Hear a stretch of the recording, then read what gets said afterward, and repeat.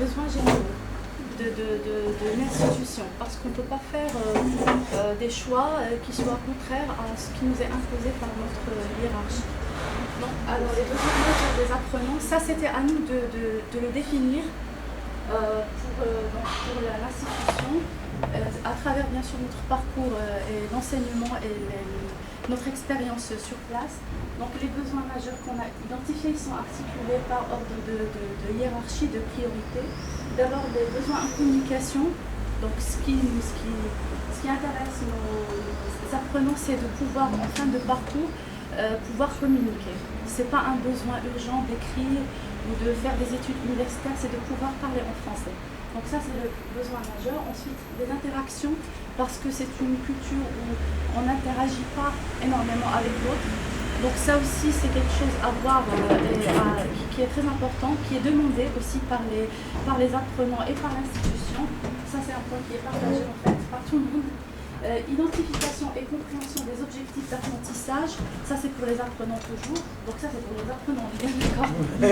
Donc ils travaillent sur un programme, mais ils ne savent pas, en général, peut-être même je veux dire totalement des fois, ils ne savent pas d'où est-ce qu'on les mène et où est-ce qu'ils vont, qu'est-ce qu'ils vont faire avec ça, c'est quoi l'objectif d'apprentissage, que ce soit au plan général ou bien sur le plan des activités proprement dites, des activités menées en classe. Ils ne savent pas, donc il faut vraiment quand même identifier et qu'ils comprennent les objectifs de ce qu'on leur donne à apprendre. D'accord. Ensuite, autonomie et créativité, il n'y a pas d'autonomie. Ça aussi, voilà, vous avez des étudiants qui, même en fin de parcours, ils vous prennent par la main et vous dites venez faire ça, aidez-moi à faire ça. Donc ça, c'est vraiment quelque chose sur lequel on va travailler. Et puis, la créativité, ça va avec l'autonomie, puisque quelqu'un qui n'est pas autonome, forcément, c'est pas quelqu'un qui est créatif. Ou peut-être qu'il est créatif, c'est parce qu'il n'est pas autonome qu'il ne peut pas aller exploiter son potentiel de créativité. Et puis le dernier point, c'est la cohérence du parcours d'apprentissage. Alors on a un éclatement total à tous les niveaux. Il n'y a pas de cohérence. Chaque professeur travaille à sa façon. Il y a bien sûr des pédagogies diverses, mais qui ne vont pas dans un même sens. Et puis aussi, même au niveau même au niveau des activités, si on travaille des activités, on ne fait pas le lien entre ces activités-là. Moi, je travaille par exemple la compréhension de l'oral, mon collègue travaille expression orale, où il n'y a pas d'articulation entre les activités, même parfois en classe.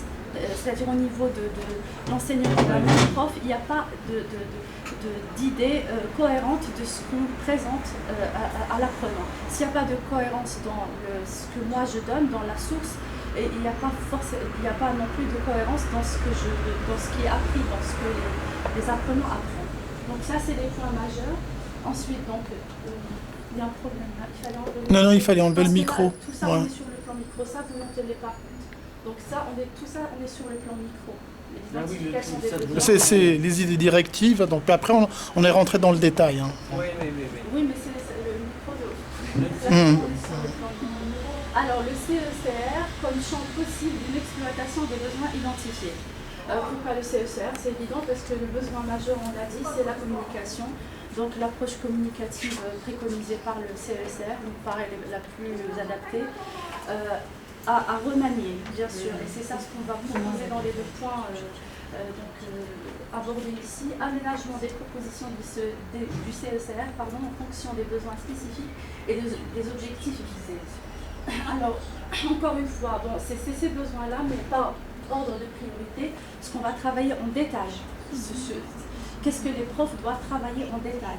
Alors, l'écoute, la prononciation, il n'y a pas assez d'écoute, pas assez d'exposition à la langue en ce qui concerne nos étudiants. Donc, il faut, on se privilégie l'écoute, la prononciation.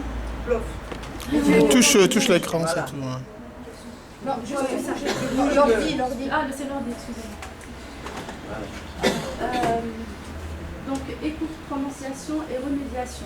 Donc, une exposition à la langue qui tient en compte les différences culturelles, l'interlangue, les interférences. Tu peux donner un exemple de prononciation? Pourquoi il y a ce besoin? Par exemple, les voyelles qu'on a remarqué chez certains profs. Ça peut être intéressant d'avoir un exemple construction de la formation, vous allez forcément partir des zones que vous avez identifiées comme problématiques, des zones d'interférence. Alors, Le U. Le U. Alors, le P et le B, par exemple, le P et le P. La Alors, le P n'existe pas en arabe. Et on a toujours ça entraîne justement parce que ça donne du sens. Par exemple, au lieu de dire poisson, ils vont dire boisson. Oui, bon, carrément. Et donc, ça change complètement le sens. L'absence du P, il y a aussi des sourds. problème, le O et le OU. Le problème, c'est qu'on a des profs arabisants qui prononcent aussi le O en OU. Et les étudiants apprennent de la même façon que le prof enseigne. Lui-même, il est arabisant, donc il est arabe, il est formé en arabe et en anglais, majoritairement avant d'être formé en français. Donc, ce qu'il transmet, c'est pareil. Et quand moi j'ai récupéré des étudiants après, ils ne faisaient pas la différence entre O et OU. Et quand on a travaillé sur la phonétique, sur ce qu'ils entendent, et bien lorsqu'ils entendent OU, ils écrivent O et vice-versa. Ça, c'est le filtre. Voilà. Donc là, il y a un gros besoin de formation. Je pense que dans ce cas-là, il faut effectivement avoir identifié auparavant, comme vous l'avez fait, les zones d'interférence phonologique et travailler sur la démarche de remédiation, d'écoute de remédiation sur ces zones-là pour les professeurs d'abord. De manière à ce qu'ensuite, eux, effectivement, ils puissent mettre en place ces remédiations dans la classe. Alors, donc, voilà, donc un besoin d'oral, ça rentre toujours dans l'objectif communicatif. Oral, compréhension et expression. Bien sûr, on passe, comme vous l'avez dit Valérie, par la compréhension, à laquelle il faut consacrer quand même un peu plus d'espace dans l'enseignement, et l'expression. Ensuite, alors, la réalisation et l'exécution des tâches, ça c'est par rapport à l'autonomie et la créativité. Donc on a des apprentissages qui restent sur papier et qui ne sont, ou même peut-être dans le cadre de la classe, mais qui ne sortent jamais dans des situations et dans des situations concrètes. On ne gagne pas du tout en autonomie ni en expérience. Ils ne savent pas s'ils sont capables justement d'exécuter ou de réaliser des tâches, même des tâches qu'ils ont expérimentées en classe. Alors ça reste au niveau, on va dire presque au niveau théorique, au niveau de l'apprentissage, voilà. Activités communicatives, contexte et situations variées. Alors là, il faut vraiment qu'on varie les activités. On a une pauvreté, on va dire, une pauvreté de variété au niveau le besoin est varié. On a des besoins des apprenants qui veulent, par exemple, travailler dans des secteurs variés. Mais les activités qui sont proposées ne répondent pas à ces besoins. Par exemple, quelqu'un qui veut travailler dans le tourisme, qui veut travailler dans l'accueil, qui veut travailler dans un secteur défini, il n'a pas devant lui un choix large d'activités communicatives. Communicative, j'insiste dessus parce que travailler sur des activités pour apprendre la langue et ne pas s'en servir après, ne pas se l'approprier et la réutiliser en contexte voulu, en situation réelle, ça ne sert à rien du tout. Donc ça c'est l'évidence même, hein, c'est ce qu'on trouve dans le CECR, c'est ce qui est formulé dans le c'est je peux faire ceci, je peux faire cela. On n'est pas dans le pouvoir faire quelque chose, dans la capacité de pouvoir exécuter et réaliser des tâches. Alors juste une chose là, Iman, excusez-moi, là dans ce dernier point là au D, ça veut dire que vous avez, pour mettre en scène, enfin pour identifier ces contextes et ces situations variées, vous avez quoi comme possibilité au point de vue des formateurs?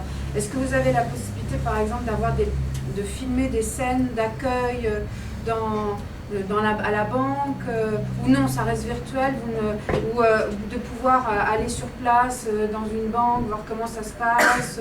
Est-ce que vous avez ces possibilités-là?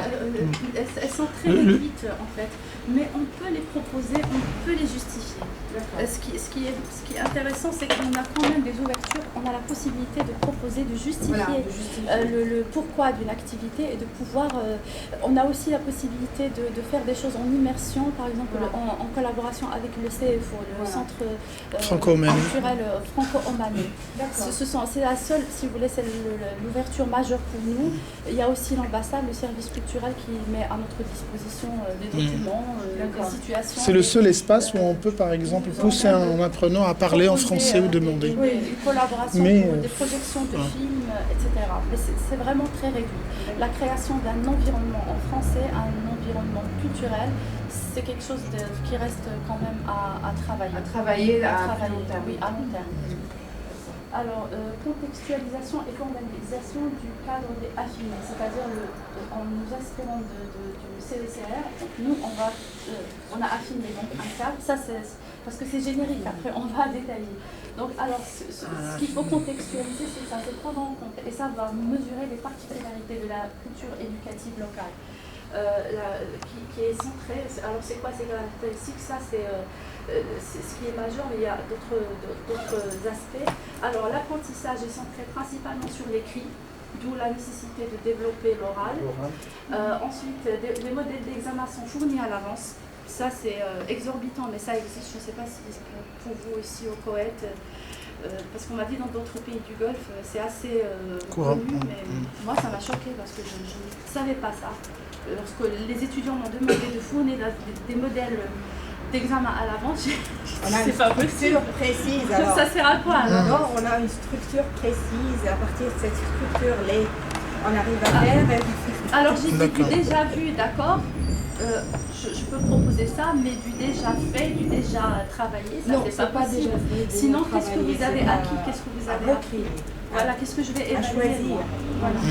Alors ensuite, la reproduction littérale. Alors là, si vous écrivez au tableau, virgule, etc., ils vont recopier la même chose. Il n'y a pas d'appropriation c'est dans leur culture, c'est dans l'apprentissage. Il n'y a pas de formation à la prise de notes. Ils ne savent pas prendre des notes. Des fois, je me trouve en train de dicter, des bases de comment on prend des notes. Voilà, par exemple, qui est très simple, mais ils ne savent pas le faire. Enfin, c'est pas si simple que ça. Non, c'est compliqué. simple. Parce que c'est une stratégie qui se développe depuis l'enfance, à mon avis. C'est pas, voilà. Et ça s'apprend surtout. Exactement. Et ça se développe depuis l'enfance, en fait. On ne peut pas l'apprendre tardivement, c'est très difficile. Alors, pratique non transparente de l'évaluation. Donc il n'y a pas de... Voilà, alors on ne sait pas comment on l'évalue. Il y a une évaluation globale, c'est l'évaluation normative, c'est-à-dire qu'il y a un système, c'est calqué sur le modèle américain, un système de points avec des grades, etc. Mais c'est pas... des grades, non. J'ai traduit de l'anglais grades. C'est avec des échelles, mais c'est pas... Il n'y a pas d'évaluation formative, je veux dire, l'apprenant ne sait pas sur quoi il est évalué, pourquoi il est évalué, et le prof non plus. Il y a une absence d'éthique, c'est vrai? Non, mais c'est vrai. Il y a une absence d'éthique. Hein. La preuve, quand je demande, quand je prononce le mot progression, est-ce qu'on peut établir des progressions quand je prends des cas, par exemple, c'est des exemples précis, des cas d'étudiants en difficulté, et je demande une progression des profs qui les ont suivis. Oui. Pas une progression sur l'année, sur le semestre, mais une progression depuis le départ. Depuis qu'il a commencé en tant que grand débutant, on n'a pas cette progression-là. Les profs ne sont pas capables de dire, voilà, qu'est-ce qui a évolué, comment il a commencé. Voilà, il n'y a pas de parcours défini. Et pourtant, le système a prévu toute une machine, des grilles, des outils, mais inexploités. Et oui, c'est ça, il faut les après. Justement. Il faut les exploiter, mais d'abord les penser, moi je pense. Parce qu'on me donne une grille toute faite. Il faut quand même que je la pense aussi en fonction de ce que moi j'ai proposé, de ce que je propose, de ce que je veux évaluer et en fonction du public. Il y a des grilles, c'est vrai, mais il faut les penser, il faut les travailler et les contextualiser. Oui, les adapter aussi. Les adapter. Oui, il faut apprendre aux profs à s'approprier les grilles, donc à les adapter. Voilà.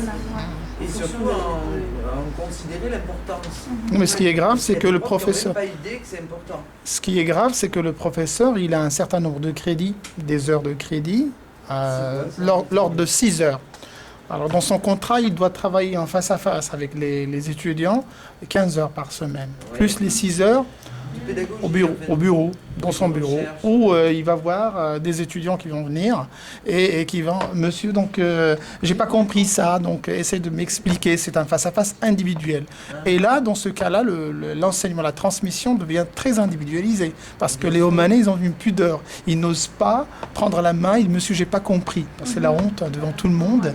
Donc du coup, on se retrouve dans une situation d'isolement entre le prof, et on ne sait pas ce qui se passe à l'intérieur de cette situation. C'est une situation qui est dans une zone complètement noire. Et ça dépend de la culture de chacun. Il y en a ceux qui le font devant tout le monde, d'autres non. Il faut trouver un local bien précis. Donc on ne sait jamais comment ça se passe.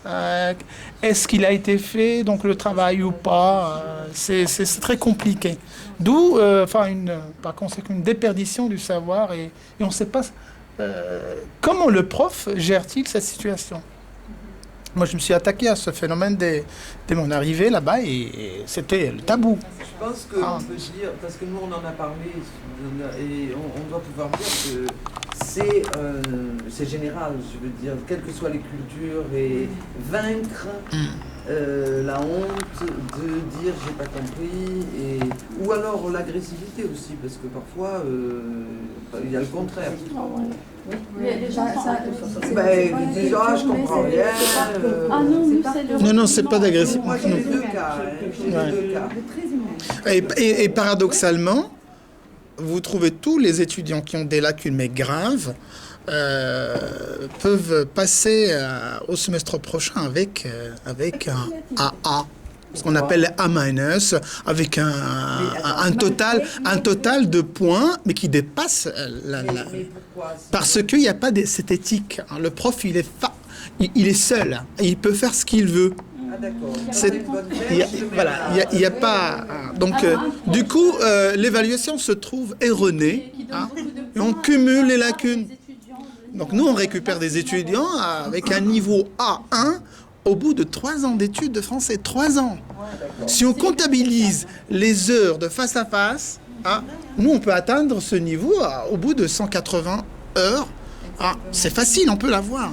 Mais eux, je pense. Ils peuvent obtenir un diplôme. Moi, j'ai comptabilisé, je pense, 600, dans les 600 heures, comme ça, mais avec un niveau de langue qui est très, très bas. On peut trouver des étudiants très forts à l'écrit, mais en communication orale, c'est très, très, très, très faible. Donc, moi, j'ai testé, dès le premier semestre, j'ai envoyé la meilleure étudiante au centre franco-malais passer un DELF. Lequel? DELF A1. Elle l'a pas eu. Voilà. Donc, elle a eu 60%, enfin, sur 100 sur l'écrit, mais l'oral, c'est catastrophique, c'est 40. Et je pense que là, ce qui est en cause, c'est vraiment un des fondements de la formation, c'est la posture du prof. Et là, on voit bien qu'effectivement, le prof, pour lui, le bon prof, c'est celui, finalement, qui donne des bonnes notes. Voilà. Donc, qui aura de bons... vers qui les élèves viendront, peu importe. Justement, non. C'est le clientélisme. Donc, il existe même, j'ai travaillé à Cambridge School au Portugal, où à la fin du semestre, on vous donne une grille en disant vous devez avoir un tel pourcentage de A, un tel, parce que en Angleterre c'est A, B, C, D, E. Alors chaque classe, 40% de A, 20% de B. Non mais nous on a changé les choses. Donc, parfois si on remarque que dans votre classe il y a plus de 50% de A, tu dois justifier. Alors nous, humainement, on laisse tout.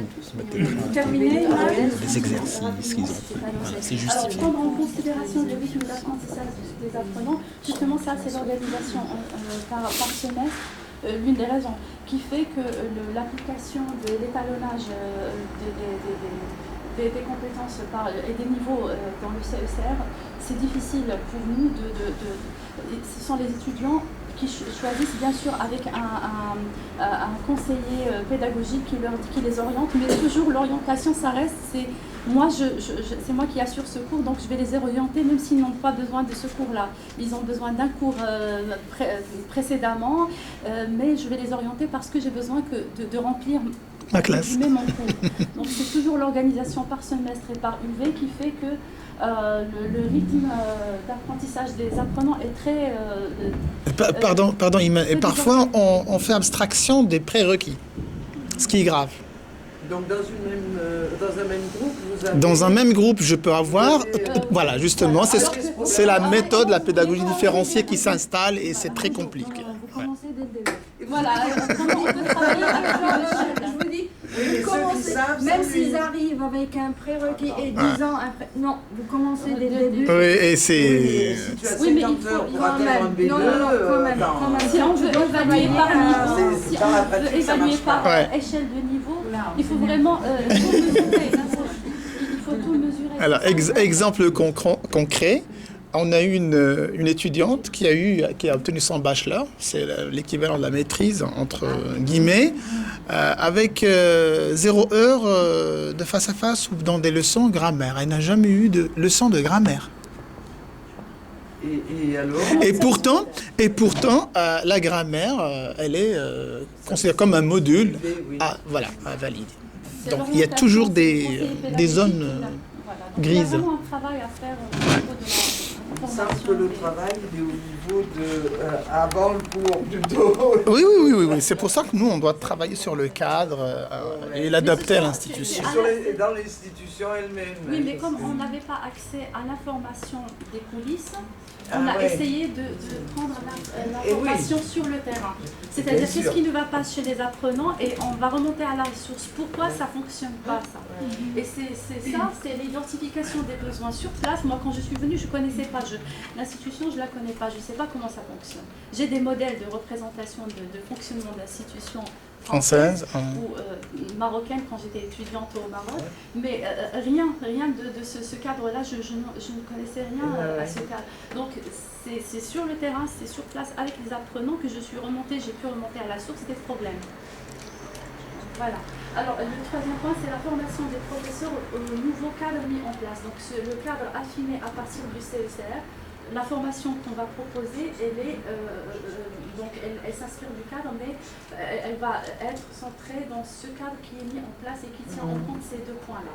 Alors, dans le nouveau cadre remanié, les professeurs sont formés à, alors, premièrement, le contrat didactique, éclaircir les objectifs d'apprentissage aux apprenants. Donc là, vraiment, on a besoin d'une transparence totale. Je te mène de ce point à ce point, voilà mes objectifs. Les objectifs doivent être clairs pour tout le monde. D'accord ? Ensuite, privilégier l'approche communicative inspirée du CECR, donc ça je l'ai largement expliqué. Mettre en place des outils d'évaluation communs à la section de français, parce que justement l'hétérogénéité fait que chacun travaille de façon Isolé. Alors ensuite, faire réfléchir les apprenants sur les activités proposées en classe. Alors la notion de recul participe de l'autonomie et de la créativité. Si je ne sais pas pourquoi je fais quelque chose, si je n'ai pas de distance par rapport à ce que je fais, cette activité, je vais l'utiliser un moment puis je vais la mettre de côté après. Je ne sais pas, ça ne me servira à rien du tout. Alors, faire réfléchir les apprenants, c'est aussi faire réfléchir les professeurs sur ce qu'ils proposent. Parce que s'il va poser la question, à votre avis, pourquoi je vous ai fait faire cette activité, ça suppose que lui-même, il a réfléchi, ce qui n'est pas souvent le cas. Que lui-même, il a réfléchi aux objectifs de cette activité. Puis aider les apprenants à s'auto-évaluer, ça c'est très important, dans l'autonomie et aussi pour pouvoir eux-mêmes mesurer leur progression et pour pouvoir surtout avoir cette autonomie que finalement ils n'obtiennent pas même en fin de parcours. Alors, établir des liens entre les activités permettant d'articuler les compétences. Transversalité, voilà. Alors, établir des liens, c'est le mot important, donc c'est les liens entre les activités permettant d'articuler les compétences. Déjà, articuler les compétences, ce qui n'est pas fait, parce que je vous ai dit, tout est fait de façon éclatée. Et puis, établir un lien entre ces compétences une fois qu'elles sont articulées. C'est-à-dire, si on a une équipe pédagogique, elle va évoluer au même rythme. Si moi je travaille une compétence à un niveau donné, niveau A1, tout le monde doit travailler. C'est pas moi je travaille A1, toi tu travailles B1 et A1 à la fois, etc. C'est une articulation des compétences et des niveaux et une transversalité. On va travailler au même rythme et emmener nos groupes au même rythme. Pour Surtout quand on partage les mêmes groupes. C'est à ce moment-là qu'il faudrait imaginer une façon de travailler et se mettre au même niveau. Même si c'est un titre qui paraît maintenant très... Les niveaux communs de référence. Oui. Tout simplement, c'est le niveau du CECR, mais que nous aurons adapté à notre contexte local. Voilà. Alors moi, je propose 2 choses quand même. D'abord, pour pallier la question finalement de surcertification, des gens qui sont certifiés mais dont le niveau ne correspond pas. Je pense que le seul moyen qu'on a de pallier ce problème, c'est de favoriser les conventions internationales et les échanges internationaux. C'est le seul moyen qu'on a de faire au bout du compte que les certifications soient équivalentes. Tant qu'on reste dans son petit coin, c'est un gros risque. Donc là, l'équipe doit vraiment mettre en place des conventions d'échange au niveau universitaire, de manière à véritablement valoriser, finalement, au bout du compte, alors c'est à long terme, mais au bout du compte, on verra une harmonisation, ça sera obligatoirement harmonisé pour que ce statut soit possible. Et la deuxième chose que je vois aussi, qui me paraît importante dans votre programme, j'ai l'impression qu'au-delà du conseiller pédagogique, il faut un nouveau poste dans qui est celui de coordinateur pédagogique. Justement, voilà. Donc, j'ai l'impression que tout ça ne peut véritablement s'installer se mettre en place s'il y a quelqu'un qui est dédié à la coordination de cet ensemble-là. Ça semble qui nécessaire. regarde de l'intérieur et qui organise de l'extérieur. Dont le travail sera effectivement de veiller à ce que cette coordination, ces programmes, etc. C'est toujours le problème de l'institution. Nous, on veut bien quelqu'un de chez nous qui puisse le faire parce qu'on n'a pas une autre possibilité. L'institution ne recrute pas de conseillers pédagogiques. Ça n'existe pas, cette notion-là. Donc c'est uniquement des profs et ils se débrouillent avec ça. Mais là, je ne parle même pas de conseiller, je parle de coordinateur. Pardon, de coordinateur, excusez-moi.